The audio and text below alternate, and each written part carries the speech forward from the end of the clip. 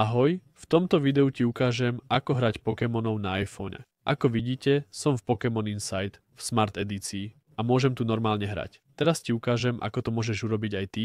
Najprv ideme do App Store a vyhľadáme AdBoy a potom tu nájdeme túto aplikáciu. Klikneme na ňu a nainštalujeme ju. Po inštalácii klikni na otvoriť a dostaneš sa na úvod. Keďže mám dve hry, vidím ich tu. Ty tu zatiaľ nebudeš mať nič. Pre pridanie hry klikni na PlayStack a potom na plus hore vpravo. Tu uvidíš, ktoré systémy sú podporované. Ak tvoja hra beží na jednom z nich, môžeš ju tu spustiť. Po tejto správe klikni na OK a vyber svoj súbor. Čo ešte chýba, je obrázok. Môžeš to pridať, keď klikneš sem.